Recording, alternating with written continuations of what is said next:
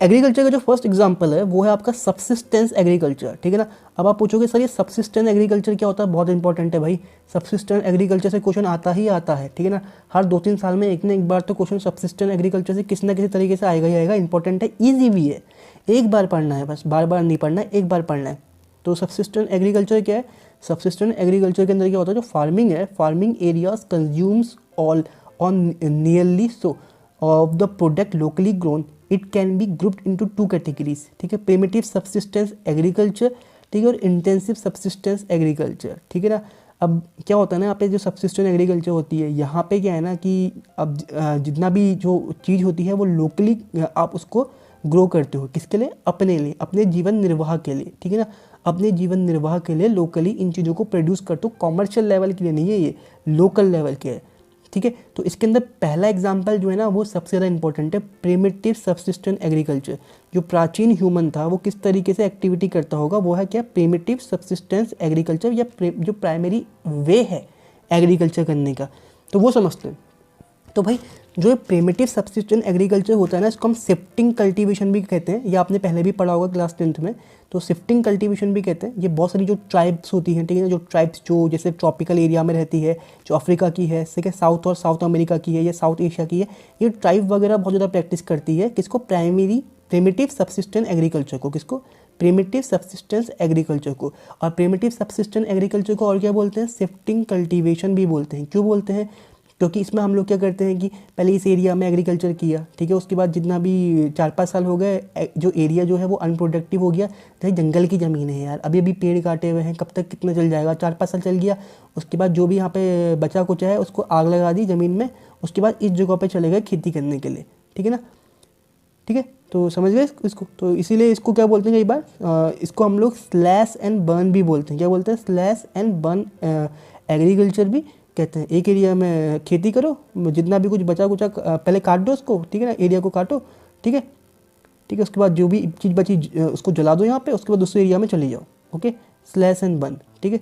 इसके बाद क्या, one of the major problem of shifting cultivation, भाई प्रॉब्लम भी तो होगी कुछ उसकी, क्या होती है वो प्रॉब्लम? क्या है? जो ये साइकिल ऑफ जूम है, जूमिंग भी बोलते हैं इसको नॉर्थ ईस्ट में हमारे इंडिया के, ठीक है। जो ये साइकिल ऑफ जूम है, ये जो साइकिल है कि पहले इस एरिया में आओ, ठीक है, यहाँ खेती बाड़ी करो, इसके बाद जो भी कुछ बचा कुचा उसको जला दो, फिर दूसरे एरिया में जाओ, यहाँ पेड़ काटो, ठीक है, पेड़ काटने के बाद एग्रीकल्चर करो कुछ सालों तक का, फिर यहाँ से चले जाओ, फिर दूसरी जगह पर चले जाओ, ठीक है। तो जो इसके साथ प्रॉब्लम होती है, जो साइकिल ऑफ जूम के साथ, वो क्या होती है कि it become less and less due to loss of fertility in different parcel.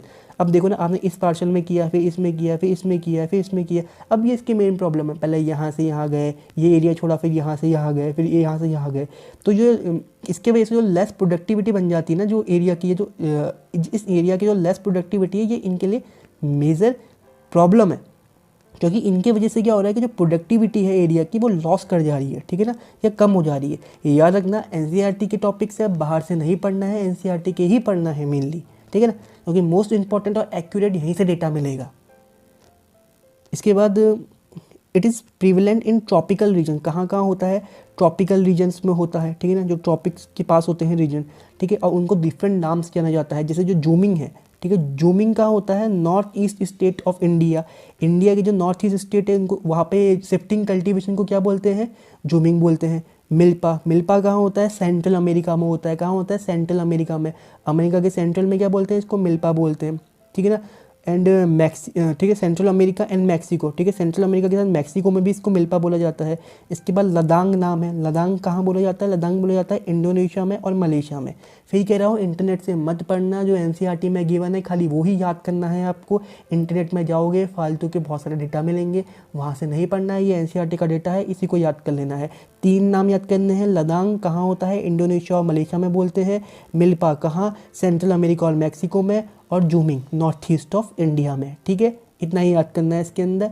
और एक और चीज़ बता दूँ मैं, जैसे शिफ्टिंग कल्टीवेशन है ना, तो सबसे जो पहला ह्यूमन बीइंग जिसने एग्रीकल्चर जस्ट शुरू किया होगा ना दुनिया भर में, वो यही काम करता होगा, ठीक है ना। पेड़ काटा एरिया का, यहाँ पे खेती बाड़ी करी, क्या करी? खेती बाड़ी करी, ठीक है ना। फिर यहाँ पर प्रोडक्टिविटी बची नहीं, बेचारा क्या करेगा भाई? नेचुरल समझो ना उनका वे को। फिर इस जगह में जितना भी कुछ बचा कुछ आग लगा दो, क्योंकि ज़्यादा सामान ले जा भी नहीं सकते, यहाँ से थोड़ा दूर वाले एरिया में चले जाओ, यहाँ पर पेड़ वगैरह काट के एग्रीकल्चर करने लग जाओ, ठीक है ना। तो अब इस एक्टिविटी में पहले बहुत सारी ट्राइब थी, बहुत सारी लैंग्वेज थी, तो हर एक लैंग्वेज अपने आप में अलग थी और हर एक लैंग्वेज में हर एक ट्राइब को अलग नाम से जाना जाता था। तो यहाँ पे बहुत कम एग्जांपल्स दिए हुए हैं नाम के, जैसे जूमिंग हो गया, मिल्पा हो गया और लदांग हो गया। दुनिया भर में, इंडिया में ही आपको 50 नाम मिल जाएंगे शिफ्टिंग कल्टीवेशन के अलग अलग स्टेट्स में। ठीक है, तो समझ गए होंगे आप कि इसका बेसिक पर्पस क्या है, ये बेसिकली कहाँ से आया है, क्या कैसे आया है प्राइमरी सब्सिस्टेंस एग्रीकल्चर। ठीक है, तो अगर आप इतना समझ गए तो आगे बढ़ते हैं। इसके बाद प्राइमरी सब्सिस्टेंस एग्रीकल्चर का ये जो मैप देख रहे हो ना आप, ये तो इस मैप में क्या है, एरिया बताया गया है। ठीक है, अब कौन सा एरिया है, देखो सबसे पहले ये देखो, ये वाला एरिया, ये कौन सा है, साउथ ईस्ट एशिया। कौन सा एरिया है, साउथ ईस्ट एशिया। ठीक है ना, ये क्या है, नॉर्थ ऑस्ट्रेलिया। ठीक है, नॉर्थ ऑस्ट्रेलिया बोल देना, या सम पार्ट ऑफ ओशनिया। ठीक है ना, साउथ ईस्ट एशिया, ओशनिया हो गया। ठीक है ना, ये क्या हो गया, सेंट्रल पार्ट ऑफ अफ्रीका। कहाँ होता है primary activity, central part of Africa में। ठीक है ना, और ये क्या है, अमेजॉन फॉरेस्ट वाला एरिया ऑफ साउथ अमेरिका। ठीक है ना, इतने याद रख लोगे, साउथ अमेरिका। ठीक है ना, central part of Africa. Map से देखो भाई, मैप को 1-2 बार देख के प्रैक्टिस करना पड़ेगा। सबसे अच्छा यह है कि इसका स्क्रीनशॉट ले लो, प्रिंट आउट निकालो, घर की दीवार में चिपका लो या कहीं पे रख लो, या इस वीडियो से स्क्रीनशॉट लेके बार बार देखते रहो इस चीज़ को। ठीक है, इस मैप को, तो याद हो जाएगा आपको। एक दिन में मैप को याद करता भी नहीं और करना भी नहीं चाहिए, मैप तो रोज़ देखने का पार्ट हो जाता है। ठीक है, एक बार आपको बेसिक मैप की नॉलेज हो जाएगी तो मैं यकीन के साथ कह सकता हूँ कि आप इस चीज़ को एग्ज़ाम में लिखने से पहले पढ़ोगे भी नहीं। ठीक है ना, मतलब एग्जाम से एक दिन पहले पढ़ोगे भी नहीं, जरूरत ही नहीं पड़ेगी, क्योंकि मैप आपके माइंड में होगा। ठीक है, तो आगे बढ़ते हैं। तो इसके बाद अगर आप प्राइमरी एक्टिविटी समझ चुके हैं, वो प्रिमिटिव सब्सिस्टेंस एग्रीकल्चर समझ चुके हैं, तो इसके अंदर दूसरा आता है इंटेंसिव सब्सिस्टेंस एग्रीकल्चर। ठीक है ना, अब जो ये इंटेंसिव सब्सिस्टेंस एग्रीकल्चर होता है ना, ये इंटेंसिव सब्सिस्टेंस एग्रीकल्चर भी 2 तरीके का होता है।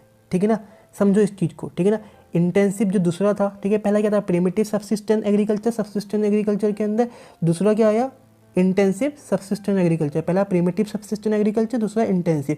अब जो ये इंटेंसिव सब्सिस्टेंस एग्रीकल्चर है ना, ये कहाँ होता है, कोई पूछेगा तो सिंपल लैंग्वेज में densely populated region of monsoonal area. ठीक है, अब ये डेंसली रीजन में क्यों होता है, क्योंकि यहाँ पे क्रॉप ही ऐसी वाली उगाई जाती है। तो जो आपका इंटेंसिव सब्सिस्टेंस एग्रीकल्चर है, ये आपका 2 टाइप का होता है। तो पहला टाइप होता है इसका इंटेंसिव सब्सिस्टेंस एग्रीकल्चर, जहाँ पे आपकी जो मेन क्रॉप होती है वो होती है क्या, पैडी। पैडी क्या हुआ भाई, राइस वगैरह जो होता है ना, चावल वगैरह, तो उसकी बात कर रहा है। सबसे इंपॉर्टेंट हो जाता है क्या, इंटेंसिव सब्सिस्टेंस एग्रीकल्चर के अंदर पैडी। दूसरा क्या आता है, intensive subsistence agriculture which are dominated by crops other than paddy. Paddy के अलावा जो बाकी की क्रॉप्स है उनके द्वारा डोमिनेट किया जाता है। तो आपको इंटेंसिव सब्सिस्टेंस एग्रीकल्चर एग्जाम में पर्टिकुलर टॉपिक्स भी आ सकता है, तो ये भी याद रखना। ठीक है, पर्टिकुलर टॉपिक आएगा तो इंटेंसिव सब्सिस्टेंस एग्रीकल्चर पहले तो आपको लिखना पड़ेगा क्या, पॉपुलेटेड जो रीजन्स होते हैं मॉनसूनल एरिया के, वहाँ होता है। 2 पार्ट में डिवाइड कर दो। पहला पार्ट देखते हैं पैडी कल्टीवेशन। पैडी कल्टीवेशन के अंदर भाई देखो, पैडी नाम से ही पता है कि पैडी के अंदर राइस होगा, तो लिख देना है क्या, डोमिनेटेड बाय राइस क्रॉप। इसके बाद यहाँ पे जो लैंड होल्डिंग है, ठीक है, लैंड होल्डिंग क्या है, कम है। अब आप पूछोगे सर कम क्यों है, देखो बेटा कम इसलिए है क्योंकि यहाँ पे इंटेंसिव सब्सिस्टेंस एग्रीकल्चर की बात करी जा रही है। ठीक है, इंटेंसिव है, बहुत ज़्यादा है। सब्सिस्टेंस का मतलब क्या है कि ठीक है ना, सब्सिस्टेंस मतलब कि बहुत प्राइमरी लेवल में हो रहा है, खाली अपने लिए, अपने परिवार वगैरह के लिए। ठीक है ना, इस लेवल पे हो रहा है। अभी कॉमर्शियल वाला लेवल आया नहीं है यहाँ पे। ठीक है ना, अभी सब्सिस्टेंस लेवल पे ही है। ठीक है, लेकिन सब्सिस्टेंस लेवल में भी इंटेंसिवली हो रहा है। यानी कि इंटेंसिव का मतलब क्या है कि यहाँ पर फार्मर्स जो है अपनी फैमिली के साथ, ठीक है, फैमिली के लेबर, जैसे मम्मी पापा भाई बहन सब लोग मिलके क्या कर रहे हैं, यहाँ पे खेत जोत रहे हैं, खेत में काम वगैरह कर रहे हैं। ठीक है ना, यूज़ ऑफ मशीन बहुत कम है, हाथ से ही काम कर रहा है, इंटेंसिवली काम कर रहे हैं। यहाँ पे ज़मीन की आखिरी बूंद तक का जितना निकाल सकते हैं ना, निकालने की कोशिश हो रहा है। ठीक है, इसलिए जो पर इल्ड है, मतलब कि पर स्क्वायर किलोमीटर में एक एरिया से सबसे ज़्यादा इसी से आता है। ठीक है ना, इंटेंसिव है ना, तभी तो एक एरिया से जितना निकाल सकते हो निकालो। ठीक है, the yield per unit area is high. ठीक है ना, बट पर लेबर प्रोडक्टिविटी इज़ लो। ठीक है ना, जैसे यहाँ पर लैंड होल्डिंग कम है, ज़मीन छोटी है, तो यहाँ पर आपने ज़मीन के हिसाब से तो ज़्यादा निकाल दिया। ठीक है ना, बड़े एरिया से कंपेयर करेंगे तो पर परसेंटेज वाइज तो आपने ज़्यादा निकाल दिया, पर लोग ज़्यादा है ना वहाँ पे, इंटेंसिव फैमिली भी ज़्यादा है, तो फैमिली में हर किसी को डिवाइड करेंगे तो थोड़ा जो जो उसमें यील्ड है वो थोड़ी कम दिखाई देती है हमें, अगर हम पर पर्सन में जाएंगे तो। ठीक है ना, वैसे प्रोडक्टिविटी ज़्यादा है, और यहाँ पर लैंड एरिया क्या है, कम है ज़्यादा, लैंड एरिया कम है। ठीक है, याद रखना लैंड एरिया कम है। और ये कहाँ पे होगा, जो पॉपुलेटेड रीजन्स होंगे, ठीक है, जहाँ पर पॉपुलेशन बहुत ज़्यादा है। अरे भाई सोचने वाली बात है ना, पॉपुलेशन ज़्यादा है तभी तो लैंड होल्डिंग कम है भाई। लैंड सब लोगों में बटा होगा ना, थोड़े थोड़े लोगों में बटा होगा लैंड, ठीक है। तो तभी कहाँ पे होता है, डेंसली पॉपुलेटेड रीजन्स में होता है। इसके बाद दूसरा क्या है, इंटेंसिव सब्सिस्टेंस एग्रीकल्चर, जिनको आप डोमिनेट करते हो किससे, crops other than paddy, paddy के अलावा बाकी क्रॉप से, ठीक है। तो due to difference in relief, ठीक है, अलग क्लाइमेट की वजह से, ठीक है ना। देखो भाई राइस सारे क्लाइमेट में नहीं उगती है, हम लोग ये बात को जानते हैं बहुत अच्छे से, ठीक है ना, ठीक है। तो राइस कहाँ पे होगी कि जहाँ पर गर्मी बहुत ज़्यादा होगी, जहाँ पे बारिश बहुत ज़्यादा होगी। अब जहाँ पे ऐसे एरिया ना मिले जहाँ पे अलग तरीके की रिलीफ मिले, क्लाइमेट मिले, सॉइल अलग मिले जहाँ पे पैडी पॉसिबल नहीं है या पैडी ज़्यादा प्रोडक्टिव नहीं है, तो उन एरियाज में क्या होगा, तो आप क्रॉप अदर देन पैडी। समझ गए, इजी है भाई। जिन जगहों पे आप पैडी नहीं उगा सकते क्लाइमेट की वजह से, रिलीफ की वजह से, सॉइल की वजह से, वहाँ पे क्या उगाते हो, वहाँ पे आप जो क्रॉप उगाते हो वो पैडी नहीं होती, पैडी के अलावा बाकी होती है, ठीक है। इसके बाद इसके एग्जांपल क्या है, बाकी कौन सी होती है, वीट हो जाएगी भाई। सबसे पहला एग्जांपल बेसिक है, बिना पढ़े लिख दोगे इसको तो भाई, जहाँ पे राइस नहीं, पैडी नहीं, वहाँ पे क्या, वीट, ठीक है। वीट के बाद सोयाबीन, बार्ले, सोरगुम वगैरह कुछ एग्जांपल्स है। देखो बेटा ये एग्जांपल्स याद करने पड़ेंगे, ठीक है। अब ये कहाँ पे होता है, नॉर्थ चाइना में होता है, ठीक है ना, ठीक है। ये अदर पैडी कहाँ होता है, नॉर्थ चाइना में होता है। मंचूरिया रीजन, ये भी चाइना का हिस्सा है, ठीक है ना, मंचूरिया वाला आज के समय में, ठीक है। नॉर्थ कोरिया, ठीक है, नॉर्थ कोरिया में होता है क्या, crop other than paddy. North Japan में होता है, ठीक है ना।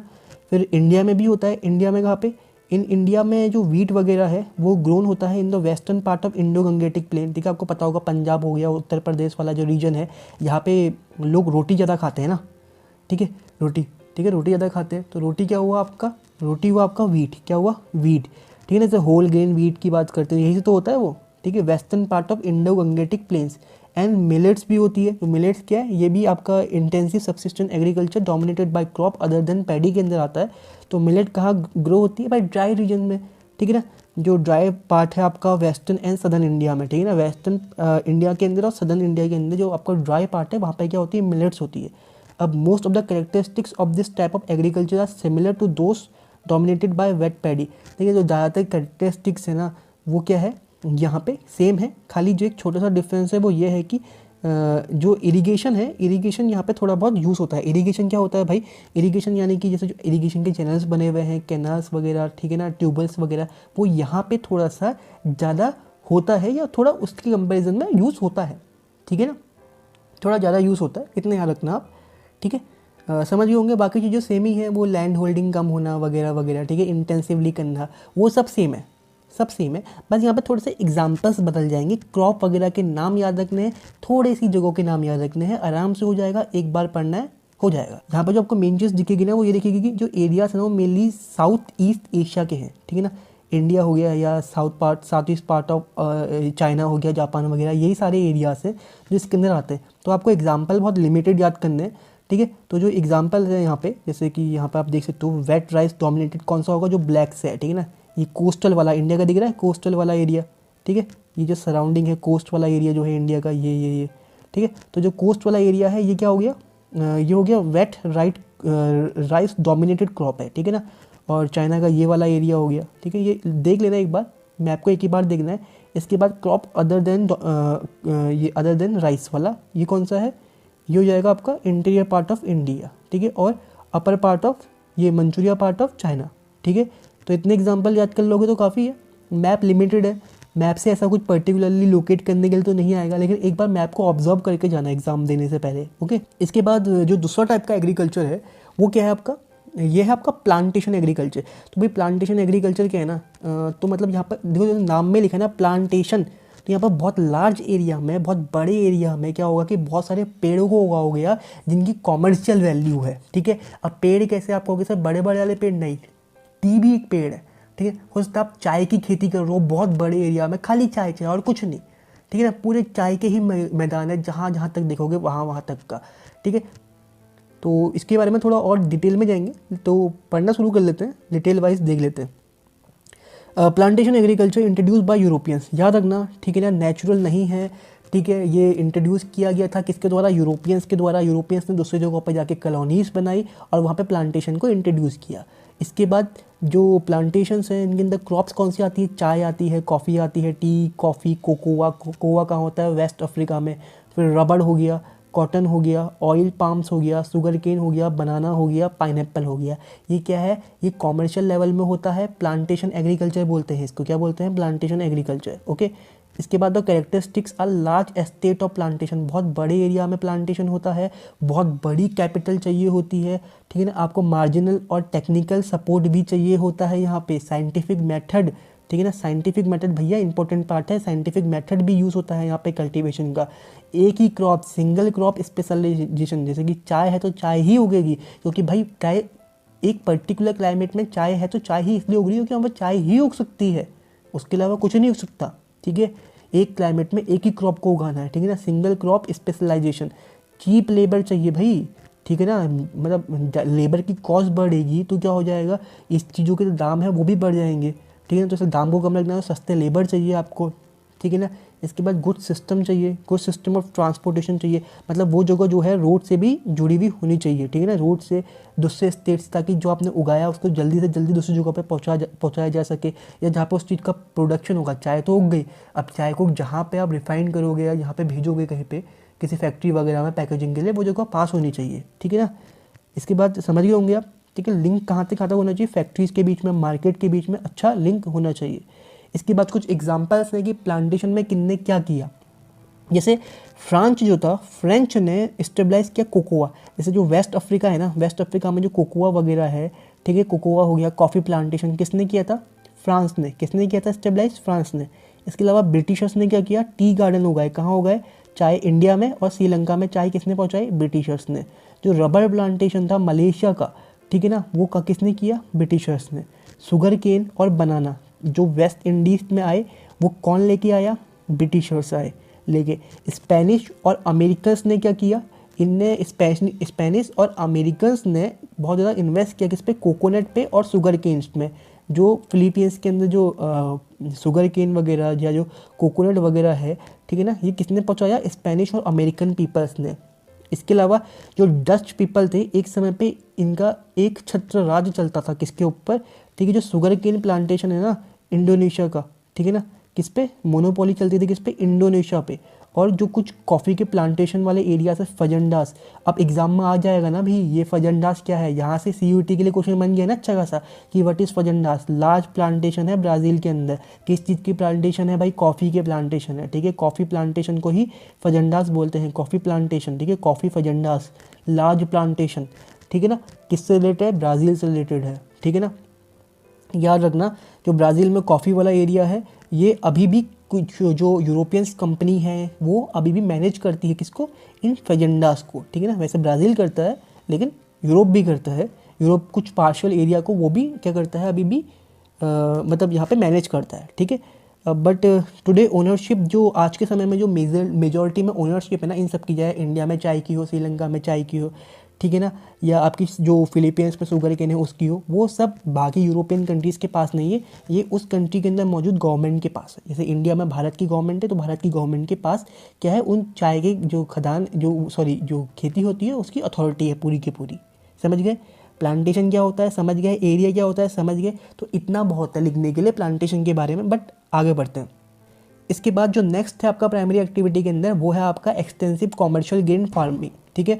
एक्सटेंसिव कॉमर्शियल ग्रेन कल्टीवेशन है आपका नेक्स्ट, इसके बाद सी थर्ड टॉपिक है, ठीक है। तो एक्सटेंसिव कॉमर्शियल ग्रेन कल्टीवेशन, भैया नाम पढ़ो सबसे पहले। एक्सटेंसिव मतलब कि बहुत लार्ज स्केल में हो रहा होगा, कॉमर्शियल यानी कि पैसा बनेगा इससे बहुत बड़े स्केल में, ठीक है ना। पैसा बनेगा तो पैसा लगा भी होगा इसमें। ग्रेन यानी कि जो आप अनाज उगा रहे हो ना, ये कॉमर्शियल बेचने के लिए है, ये वर्ल्ड मार्केट में सप्लाई हो जाएगा, समझ गए। यही है इसके अंदर, इसी के बारे में कोई चीज़ लिखी है, एग्जाम में अलग से भी आ सकता है और types of types of agriculture के अंदर भी पूछ सकता है, ठीक है ना। दोनों तरीके से तैयार रहना है, पढ़ते हैं पॉइंट। तो commercial grain cultivation is practice in the interior part of semi arid land. जो आपके सेमी एरिड लैंड होते हैं, एरिड का मतलब पता है ना, जहाँ सूखा होता है कम्प्लीटली, जो कम्प्लीटली सूखे एरिया नहीं होते हैं उनको बोलेंगे क्या, सेमी एरिड लैंड, जो उसके आउटर में होंगे, ठीक है। कहाँ पे होते हैं, सेमी एरिड लैंड में होते हैं, ठीक है। कहाँ पे, semi arid land of mid latitude, ठीक है ना, मिड लैटिट्यूड के सेमी एरिड लैंड में होते हैं, ठीक है। इसके बाद इसकी जो प्रिंसिपल क्रॉप से कौन सी है, वीट है, क्या है, कौन सी है, वीट है, ठीक है। वीट इसका प्रिंसिपल क्रॉप है, याद रखना भाई, बार बार कोई नहीं बताने वाला, एक बार पढ़ लो अच्छे से, याद हो जाना चाहिए। Wheat is the principal crop of this extensive commercial grain cultivation, ठीक है। Wheat is the principal crop. दो other crops like corn, barley, oats, rye, यहाँ पे ये सब भी ग्रो होते हैं भाई। ये जो एग्जाम्पल्स है ना नाम के, नाम थोड़े बहुत, अब मैं आपको बता रहा हूँ, ये नाम अब एक दिन में याद नहीं कर पाओगे। ये नाम को आपको रोज़ थोड़ा थोड़ा देखना पड़ेगा, रोज़ मतलब कि एक हफ्ते में एक बार देख लिया, एक बार अच्छे से पढ़ लो, उसके बाद हफ्ते में एक बार खाली ये वीडियो देख लेना, एक बार 1 घंटे की तो वीडियो होती है, 1 डेढ़ घंटे की, एक वीडियो देख लोगे, ज़्यादा टाइम नहीं लगेगा, ठीक है ना। जो आपको चाहिए वही पार्ट को एक बार रिवाइज कर लो वीडियो से, हो जाएगा काम आपका, ठीक है ना। और एक दिन में याद करने की कोशिश मत करना, धीरे धीरे याद करने की कोशिश करना, ठीक है। एग्जाम्पल क्या है, corn, barley, oats, rye etcetera. इसके बाद जो size of farm is very large, यहाँ पे जो भाई कॉमर्शियल कर रहे हो, बड़े एरिया में कर रहे हो, ऑब्वियस सी बात है भाई, लार्ज होना चाहिए, ठीक है। Therefore entire operation of cultivation from ploughing to harvesting are mechanise, भाई सब ट्रैक्टर वगैरह चलते हैं, वही बड़े बड़े वाले, बहुत बड़े एरिया होता है, यहाँ पर लेबर बहुत कम यूज़ होते हैं, ज़्यादातर काम मशीन ही संभाल लेती है, समझ गए, बहुत अच्छी बात है। इसके बाद देयर इज़ लो इल्ड पर एकड़ बट हाई इल्ड पर पर्सन, ठीक है ना, ठीक है। एकड़ के हिसाब से कम होता है बट पर पर्सन के हिसाब से, क्योंकि कम लोग काम कर रहे हैं खेती में, ऐसा नहीं कि बहुत सारे लोग काम कर रहे हैं, बहुत कम लोग यहाँ पे हैं, ज़्यादातर काम मशीनरी से ही हो जा रहा है, ठीक है। एक बंदा ट्रैक्टर बहुत बड़ा अकेले चला सकता है, कोई दिक्कत की बात नहीं, 10 लोग नहीं चाहिए उसको, ठीक है। तो लो इल्ड पर एकड़, एक एकड़ के हिसाब से कम होता है, बट पर पर्सन के हिसाब से बहुत ज़्यादा हो जाता है, ठीक है ना। ये पर पर्सन है, गैप नहीं हुआ है इसमें, याद रखना, ठीक है। तो इतना है भाई, इतना तो आपको खाली नाम से ही समझ में आ जाना चाहिए था, इतना कुछ टफ है नहीं इसके अंदर, ठीक है ना, बहुत ईजी है। इसके बाद this type of agriculture is best develop in the Eurasian steppes, कहाँ भाई, यूरेशियन क्या होता है, यूरोप प्लस एशिया, ये देखो ये एरिया के बारे में बोल रहा है, ठीक है। कहाँ पे है डेवलप, यूरेशियन स्टेपीज, कैनेडियन, ठीक है, कैनेडियन और अमेरिकन पेरिस। पेरिस क्या है भाई, ये पेरिस है, पेरिस है आपके घास के मैदान, ठीक है, क्या है, घास के मैदान। ये स्टेपीज क्या है, स्टेपीज घास के मैदान है जो नॉर्थ यूरोप और एशिया में होता है, ठीक है। ये घास के मैदान भी याद रख लेना, ठीक है। स्टेपीज कहाँ होता है भाई, कोई पूछेगा तो यूरेशिया में होता है, कहाँ होता है, यूरेशिया, यूरोप प्लस एशिया के नॉर्थ में होता है। पेरिस कहाँ होता है, अमेरिका और कनाडा में होता है। इसके बाद पेम्पास, ये पेम्पास कहाँ होता है, अर्जेंटीना में, कहाँ होता है, अर्जेंटीना, ये पेम्पास में भी होता है क्या, एक्सटेंसिव कॉमर्शियल ग्रेन कल्टीवेशन, ठीक है, pampas of Argentina. The velds of South Africa, ठीक है, वेल्स ऑफ, ये जो एरिया है ना, ये यहाँ पे घास का मैदान है, ठीक है ना, घास का मैदान है, मतलब फॉरेस्ट वाला एरिया नहीं, ये घास के मैदान है बड़े बड़े, तो इन्हीं घास के मैदान को क्या बोलते हैं हम लोग, वेल्स बोलते हैं। कहाँ पे, साउथ अफ्रीका। घास के मैदान को अलग अलग नाम से जाना जाता है, जैसे इंडिया में बुग्याल वगैरह होते हैं, ठीक है, वैसे ही। और द ऑस्ट्रेलियन डाउन्स, ऑस्ट्रेलिया में क्या बोलते हैं, डाउन बोलते हैं, ठीक है। ये एरिया कौन सा है, डाउन है, ठीक है। और इसके अलावा Canterbury plains of New Zealand, New Zealand में जो प्लेन्स हैं उनको क्या बोलते हैं आप, कैंटरबरी बोलते हैं, क्या बोलते हैं, कैंटरब्यूरी बोलते हैं, किनको, जो न्यूजीलैंड के अंदर प्लेन्स है उनको। अब देखो भैया, इसको बार बार याद करना पड़ेगा, ठीक है। अगर आप पहली बार पढ़ लो, जैसे कई लोगों को पता होगा स्टेपीज क्या है, कहाँ पर है, यूरेशियन में है, ठीक है, पेरिस कहाँ है, नॉर्थ अमेरिका में है, कनाडा में है, ठीक है ना, पेम्पास कहाँ है ये पता होगा, डाउन्स कहाँ है पता होगा, कैंटरब्यूरी कहाँ है पता होगा। जिनको नहीं पता भाई, एक बार पढ़ना पड़ेगा, याद करना पड़ेगा, ये याद करने लायक चीज़ें हैं, ठीक है। समझ तो आ ही गया है इसको, अब देखो समझ में आ गया, इसके आगे बस याद करना है, ठीक है। या तो वीडियो को बार बार रिपीट करके देखते रहो तब याद हो जाएगा, या कहीं पे लिख लिख के याद करो तब याद हो जाएगा, बट याद तो करना पड़ेगा इन चीज़ों को, ओके। थोड़ी बहुत चीज़ें होती हैं जो याद करनी होती है, कहीं पे लिख लो उनको, क्या चला जाता है भाई, थोड़ी बहुत मेहनत कर लो। जो नेक्स्ट आता है वो आता है आपका मिक्स फार्मिंग। क्या आता है, चौथे टाइप की जो फार्मिंग है, मिक्स फार्मिंग। आप बोलोगे सर ये कौन सी अलग फार्मिंग हो गई इतनी सारी फार्मिंग पढ़ने के बाद, तो भैया मिक्स फार्मिंग बहुत गजब की फार्मिंग है, बहुत अच्छी होती है, ठीक है। मतलब आप इसमें एग्रीकल्चर और जो थोड़ा बहुत एनिमल हस्बेंडिंग दोनों साथ में कर सकते हो। ये कहाँ होती है, इसके अंदर मेजर क्रॉप क्या होती है, एनिमल क्या होते हैं, वो सब देखते हैं, ठीक है। This form of agriculture is found in the highly developed part of the world. बहुत ज़्यादा डेवलप पार्ट में हो जाते हैं, जैसे नॉर्थ वेस्ट यूरोप, ठीक है ना, ये हो गया नॉर्थ वेस्ट यूरोप वाला पार्ट हो जाएगा आपका, ठीक है। ईस्टर्न नॉर्थ अमेरिका, ठीक है, नॉर्थ अमेरिका का ईस्टर्न पार्ट हो जाएगा, ठीक है ना, eastern part of north America, part of Eurasia, ये तो यूरेशिया वाला पार्ट पूरा ही हो गया आपका, ठीक है, समझिए। And the temperate latitude of south southern continent, ठीक है ना, जो टेम्परेट लैटिट्यूड है सदर्न कॉन्टिनेंट के, वहाँ पर भी होता है, ठीक है।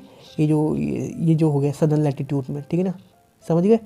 तो ये क्या है, एरिया है। इसके बाद mix farm are moderate in size, ठीक है, इनका साइज़ आपसे कोई पूछ लेगा, कोई ना भी पूछे तो कैरेक्टरिस्टिक्स में आपको लिखना पड़ेगा भाई इनका साइज़ क्या है, मॉडरेट है, लार्ज है, मॉडरेट है। मॉडरेट यानी कि बीच क्या है, बहुत ज़्यादा कम नहीं होता है और बहुत ज़्यादा भी नहीं होता है जितना वो कॉमर्शियल गेन वाले में होता है, ठीक है, कि कई किलोमीटर तक का दूर दूर मतलब सिर्फ खेत ही खेत हैं एक ही पर्टिकुलर क्रॉप के, ऐसा भी नहीं होता है, ठीक है।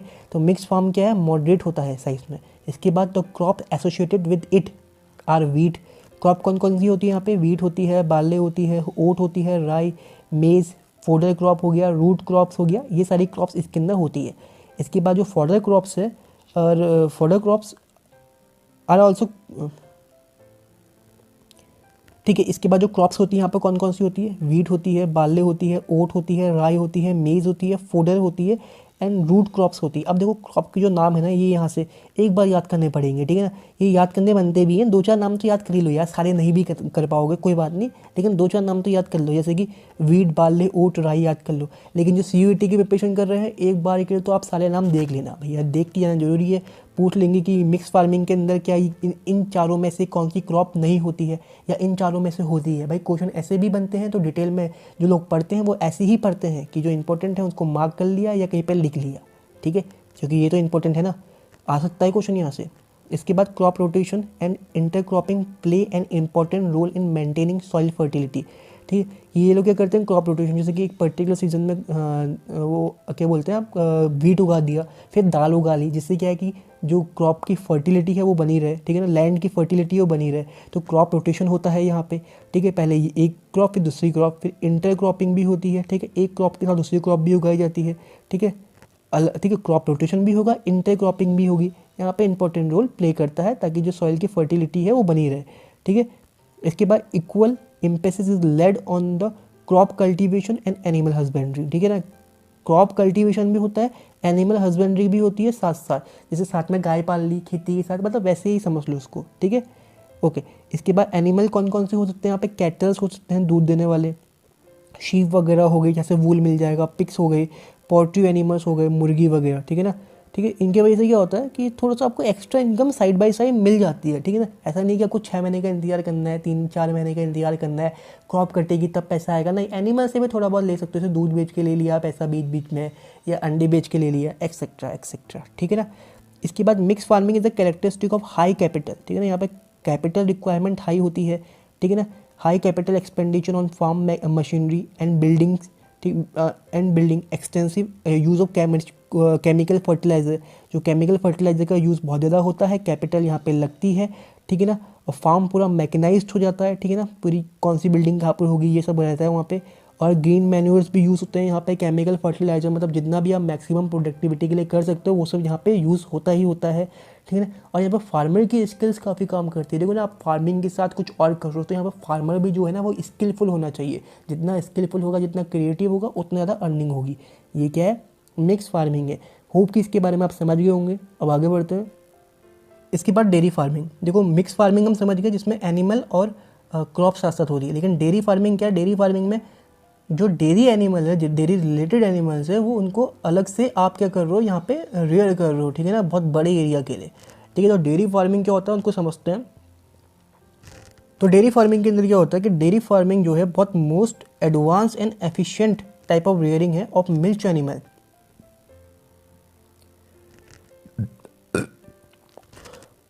तो डेयरी फार्मिंग क्या है, डेयरी फार्मिंग क्या है, बहुत ज़्यादा एडवांस है और एफिशिएंट टाइप ऑफ रियरिंग है मिल्क एनिमल के लिए। मिल्क मतलब कि जो जिनका कोई यूज़ किया जा सकता है वगैरह वगैरह, दूध वगैरह के लिए या बाकी चीज़ों के लिए।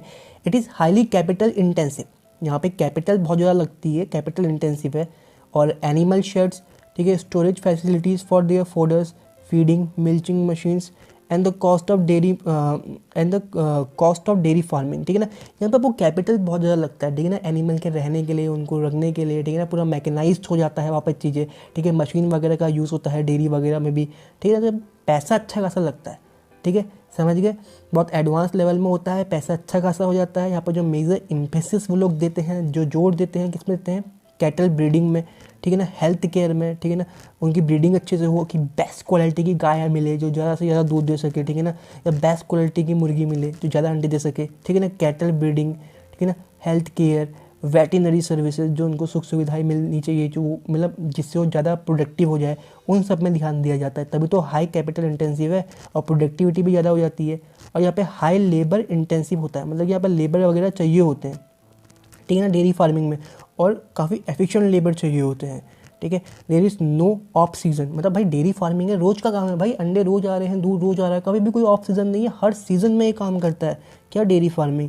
There is no off season during the year as in the case of crop raising, ठीक है। तो खेती बाड़ी जो लोग करते हैं ना भैया, 4 महीने में एक क्रॉप हो रही है, ठीक है, लगाते वक्त और काटते वक्त मेहनत है, बाकी टाइम तो खाली देखना है ना, बाकी टाइम इतनी मेहनत नहीं होती है। और बाकी टाइम क्या हो, ऑफ सीज़न चला आपका, ठीक है ना, जब क्रॉप कट रही है तो वो सीज़न है, क्रॉप बेचनी है भैया, कहाँ बेचे कैसे बेचे तब सोचना है, ठीक है। लेकिन इसमें ऐसा नहीं होता, इसमें रोज़ अंडे निकलेंगे, रोज़ जाना पड़ेगा बेचने के लिए, ठीक है। इसके बाद it is practice mainly near urban and industrial centre, कहाँ प्रैक्टिस करते हो आप इसको, अर्बन सेंटर के पास में, और industrial centres which provide market for fresh milk and dairy product. अब देखो ना भाई, अर्बन के पास होने का रीज़न एक और है कि जो डेयरी प्रोडक्ट है जितना जल्दी ट्रांसपोर्ट करके उनको अर्बन एरिया तक पहुंचा दोगे उतने ज़्यादा वो फ्रेश रहेंगे, क्योंकि ख़राब बहुत जल्दी हो जाते हैं। या इंडस्ट्रीज पास में जितना हो उतना बेहतर है, ताकि प्रोसेस हो जाए बहुत जल्द से जल्द, ठीक है ना, ताकि चीज़ें फ्रेश रहे मेनली, ठीक है। तो समझ गए होंगे चीज़ों को, वही कॉमन चीज़ जो हम सोच सकते हैं वही है, कुछ इतना एक्स्ट्रा नहीं लिखा हुआ है इसके अंदर, बहुत लिमिटेड है, बहुत आसानी से कर लोगे। इसके बाद 3 मेन रीजन है ये कॉमर्शियल डेयरी फार्मिंग के। पहला है आपका the largest is north western Europe, कहाँ पर, नॉर्थ वेस्टर्न यूरोप, ठीक है ना, commercial dairy farming the largest is the north western Europe, ठीक है। नॉर्थ वेस्टर्न यूरोप कौन सा हुआ, ये वाला रीजन, ठीक है ना। इसके बाद जो सेकंड है वो कौन सा है, कनाडा है, ठीक है। कौन सा, कनाडा में भी क्या होता है, ये बहुत ज़्यादा हो जाती है dairy farming, north west Europe, Canada. इसके अलावा ये जो आपका ऑस्ट्रेलिया और जो न्यूजीलैंड का एरिया है, यहाँ पे तास्मानिया को भी इंक्लूड कर लेना, ठीक है ना, ये ऑस्ट्रेलिया, न्यूजीलैंड, तास्मानिया, ठीक है, ये सब मिलके क्या है, यहाँ पे ये क्या है, ये 3 इंपॉर्टेंट रीजन है। कौन कौन से, देखो भैया, पहला आ गया यूरेशिया वाला, ठीक है, सॉरी यूरेशिया नहीं है, नॉर्थ वेस्ट यूरोप है। इसके अलावा दूसरा कौन सा है, कनाडा है। तीसरा कौन सा है, ऑस्ट्रेलिया और न्यूजीलैंड वाला, ठीक है। तो ये 3 इंपॉर्टेंट रीजन है, ईजी है भाई, इनके बारे में जानते ही हैं भाई, यही हो सकता है, ठीक है ना। कैपिटल इंटेंसिव जहाँ जहाँ लिखा आएगा तो उनमें इन तीनों के ही नाम आ जाते हैं मेनली, ठीक है। इसके बाद आगे बढ़ते हैं। इसके बाद लास्ट टाइप को एग्रीकल्चर है, वो आपका मेडिटेरियन एग्रीकल्चर। अब मेडिटेरियन एग्रीकल्चर वो एग्रीकल्चर होता है जो मेनली सूटेबल होता है मेडिटेरियन रीजन के लिए, ठीक है। It is practised in the countries of either side of Mediterranean sea, या तो वो कंट्रीज है जो मेडिटेरियन सी के सराउंडिंग में आ जाती है, ठीक है ना, ये कंट्रीज है, जैसे यहाँ पर सी हो गया, ठीक है ना, तो इसके सराउंडिंग में जो कंट्रीज है वो आ जाती है इसके एग्जाम्पल में, ठीक है। Mediterranean sea in the Europe and in North Africa, ठीक है ना। मेडिटेरियन सी के नॉर्थ में तो यूरोप आ जाता है ये वाला, और साउथ में क्या जाता है, अफ्रीका, ठीक है। नॉर्थ अफ्रीका और साउथ यूरोप, ठीक है, इनमें फ्रॉम टूनेशिया टू अटलांटिक कोस्ट, ठीक है ना, वही कहने की कोशिश कर रहा है ये। इसके अलावा कुछ और एग्जाम्पल, सदर्न कैलिफोर्निया जो है वहाँ पर भी मेडिटेरियन टाइप ऑफ एग्रीकल्चर होता है, सेंट्रल चिली में भी मेडिटेरियन टाइप ऑफ एग्रीकल्चर होता है, south west part of South Africa, जो साउथ वेस्ट पार्ट है साउथ अफ्रीका का, वहाँ पर भी आपको मेडिटेरियन टाइप ऑफ एग्रीकल्चर मिल जाएगा। इसके बाद south and south west part of Australia, south and, ठीक है ना, ये साउथ वेस्ट हो जाएगा आपका, ठीक है, ये वाला रीजन हो जाता है, ठीक है ना, ये ईस्ट वेस्ट नॉर्थ साउथ, तो साउथ वेस्ट हो जाएगा इन दोनों के बीच का रीजन, ठीक है। तो south west part of Australia, इतना समझ गए होंगे आप कि मेडिटेरियन एग्रीकल्चर कहाँ कहाँ होता है करके। एक बार लोकेशन को मैप में देखने की कोशिश करना, बट अभी तक आपने इतने मैप देख लिए हैं तो अब आपको अंदाज़ा आ ही गया होगा, अपने माइंड में या विजुअलाइज करने लग गए होंगे कि कहाँ कहाँ पे हो सकते हैं ये, ठीक है। तो मेडिटेरियन एग्रीकल्चर अगर आप समझ चुके हैं तो एक और चीज़ बता दूं कि वो एरियाज जहाँ पे जो टेम्परेचर, जो क्लाइमेट है वो मेडिटेरियन के सिमिलर है ना, तो जो बाकी की लोकेशन है वो वही है, ये कैलिफोर्निया, चिली, यहाँ जिस सेंट्रल चिली, ठीक है ना, south west part of South Africa, ठीक है ना, and south west part of Australia, यहाँ जो क्लाइमेट है ना, ये मेडिटेरियन सी के सराउंडिंग में जो क्लाइमेट है उनके जैसा ही है। अब स्पेशलिटी क्या होती है भाई ये मेडिटेरियन की, कि ठीक है, यहाँ पे सिट्रस फ्रूट ज़्यादा होते हैं, ठीक है ना, जो खट्टे वाले फ्रूट्स होते हैं, फ्रूट्स वगैरह के लिए फेमस है, ठीक है ना, वेजिटेबल्स के लिए भी फेमस है ये एरिया, ठीक है। इसके अलावा एक और ख़ास बात है मेडिटेरियन एग्रीकल्चर की, वो ये है कि विटीकल्चर जो हम जानते होंगे, विटीकल्चर को हम ग्रेप कल्टीवेशन भी बोलते हैं। क्या बोलते हैं, विटीकल्चर और grape cultivation is specially of the Mediterranean region, जिससे वाइन वगैरह बनाई जाती है। क्या बनाई जाती है, वाइन, ठीक है। बेस्ट क्वालिटी वाइन जो होती है ना वो यहीं से बनती है, यहीं से आती है मेडिटेरियन रीजन से, ठीक है। हाई क्वालिटी ग्रेप भी यहाँ पर यूज़ किए जाते हैं। हाई क्वालिटी ग्रेप्स कहाँ होते हैं? मेडिटेरियन रीजन में होते हैं, ठीक है। इसके बाद valuable crops such as fruits हो गया, वेजिटेबल्स हो गया, वो ये जगह उसके लिए बहुत ज़्यादा सूटेबल है। वो यहाँ पे विंटर्स में होती है, ठीक है, विंटर्स में उगाई जाती है, ठीक है ना। और ग्रेट डिमांड है उन सब की, उन फ्रूट्स वगैरह की यूरोपियन और नॉर्थ अमेरिकन मार्केट्स में, ठीक है। तो समझ गए होंगे मेडिटेरियन रीजन क्या होता है। विटीकल्चर होता है जो वाइन वगैरह के लिए यूज़ किया जाता है। सिट्रस फ्रूट बहुत ज़्यादा हो जाते हैं मेडिटेरियन और उसके सराउंडिंग रीजन्स को हम मेडिटेरियन एग्रीकल्चर के लिए जानते हैं। इतना काफ़ी है। इसके अलावा थोड़ा बहुत और लिखना है तो नॉर्थ अमेरिका में, ठीक है ना, यूरोप में बहुत ज़्यादा डिमांड रहती है इनके फ्रूट्स वगैरह की या वाइन वगैरह की या इनके प्रोडक्ट की, ओके। इसके बाद जो नेक्स्ट टाइप का एग्रीकल्चर है वो है आपका market gardening and horticulture. Market gardening को हमने पीछे भी पढ़ा था, तो मार्केट गार्डनिंग को समझ लेते हैं। मार्केट गार्डनिंग और हॉर्टिकल्चर होता क्या है, ठीक है। तो सबसे पहले मार्केट गार्डनिंग और हॉर्टिकल्चर है वो स्पेशलाइज होते हैं किसमें? Cultivation of high value crops, वो पर्टिकुलर क्रॉप्स जिनकी वैल्यू बहुत ज़्यादा है। कैसे? वेजिटेबल्स जैसे। एग्जांपल क्या है? वेजिटेबल्स हो गया, फ्रूट्स हो गया, फ्लावर्स हो गया।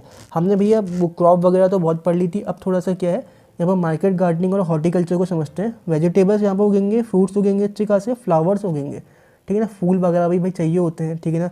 फ्रूट्स भी चाहिए होते हैं। वेजिटेबल्स तो बहुत डिमांड में रहते हैं भाई अर्बन एरियाज़ में, सब्जी वगैरह भाई, ठीक है ना। तो इनकी डिमांड बहुत ज़्यादा हो जाती है, ठीक है ना।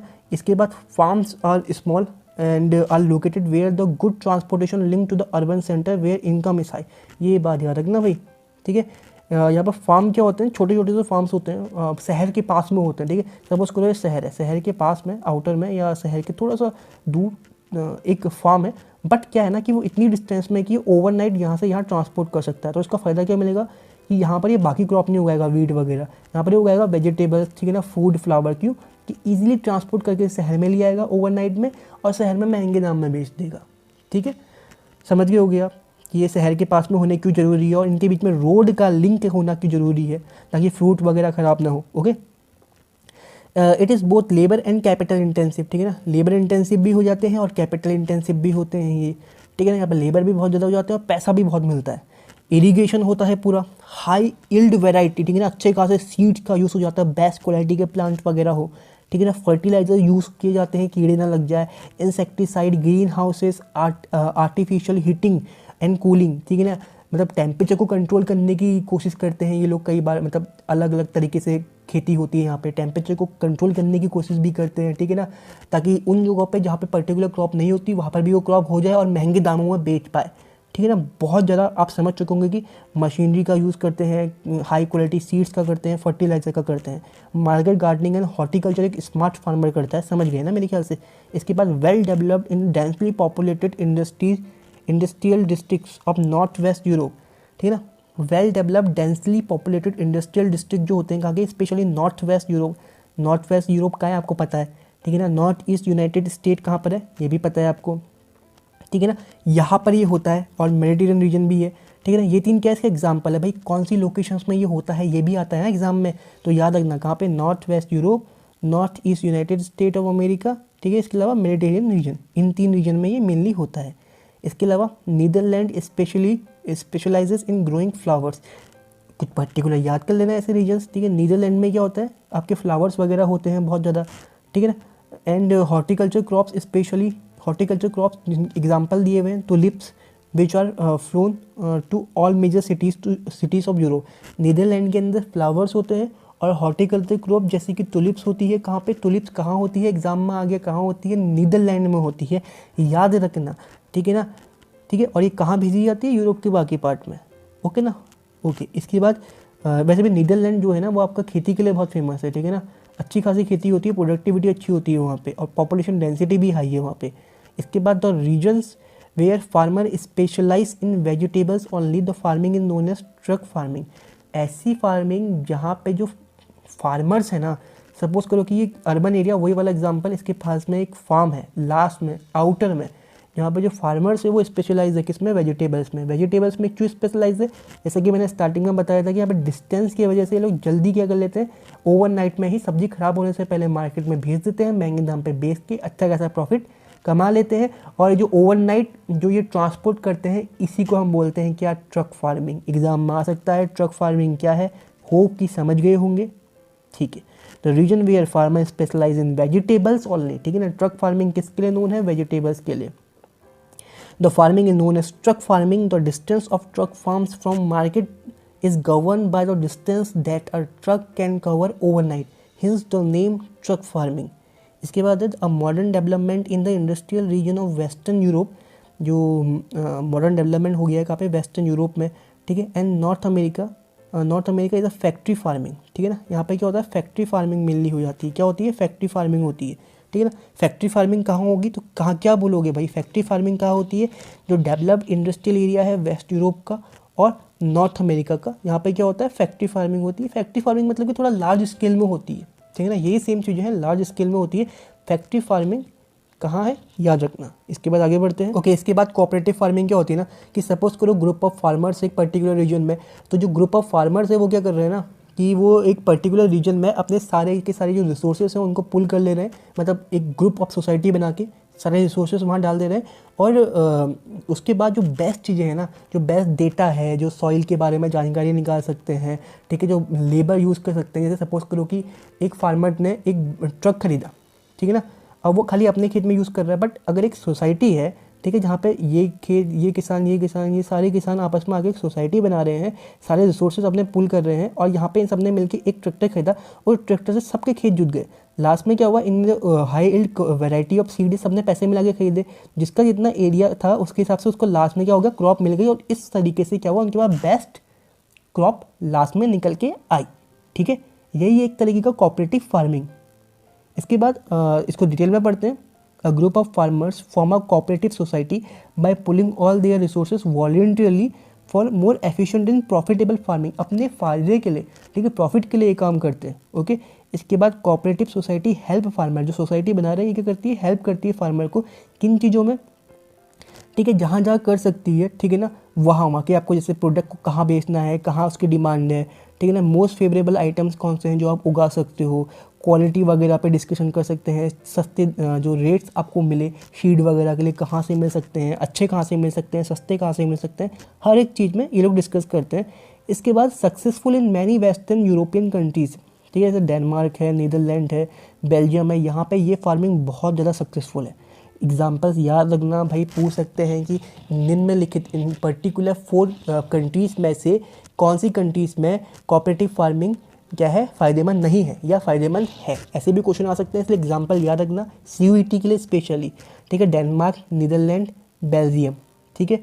इसके अलावा स्वीडन और इटली भी है इसके एग्जाम्पल, ये भी याद रखना, ठीक है ना। Denmark, Netherland, Belgium, Sweden, Italy, ठीक है।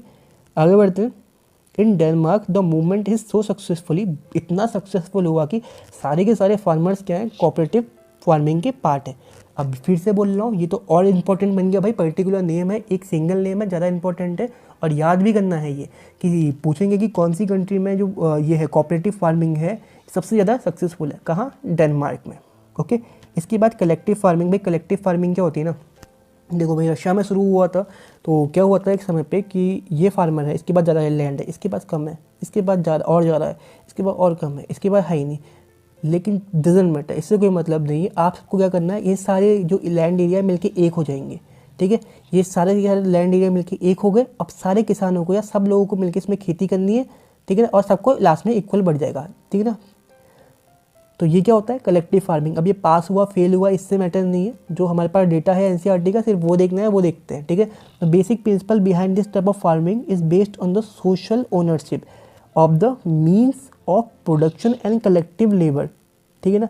सोशल ओनरशिप मतलब क्या है कि डजंट मैटर आपके पास कितनी ज़मीन है, भाई सब सरकार का हो चुका है अब, और सब में इक्वली बढ़ जाएगा, ठीक है।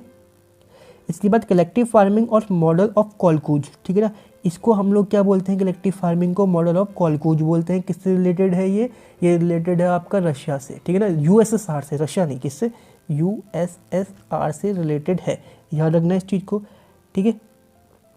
इसके बाद ये कहाँ पे इंट्रोड्यूस हुआ था सबसे पहले, अर्थवाइल सोवियत यूनियन, USSR में, अर्थवाइल यानी कि जो पुराना सोवियत यूनियन है वहाँ पे सबसे पहले इंट्रोड्यूस हुआ था। इसके बाद to improve upon the efficiency of previous method of agriculture and to boost, ठीक है, एंड टू बूस्ट क्या, agriculture production for self sufficiency, ठीक है ना, अपने खुद के लिए, खुद के निर्वाह के लिए यूज़ करने के लिए, ठीक है ना, और एग्रीकल्चर प्रोडक्शन को बढ़ाने के लिए इस चीज़ को इन लोगों ने इंट्रोड्यूस किया था। इनको लगा था कि सारे फार्मर मिलकर खेती बाड़ी करेंगे और ज़्यादा प्रोडक्टिविटी होगी। बट हुआ क्या कि farmer use to pool in all their resources like land, livestock, labour, जितने भी उनके पास जानवर है, लैंड है, लेबर है, सब फार्मर्स ने एक जगह पे पुल कर दिए। ठीक है, ये उनको करना पड़ता था इसके वजह से। However they were allowed to retain small plots to grow crops in order to meet their daily requirement. But उनके पास, उनसे बोला गया बहुत ज़्यादा लैंड एरिया है आपके पास, थोड़ा एरिया आप लोग रख लो, कुछ प्लॉट वगैरह।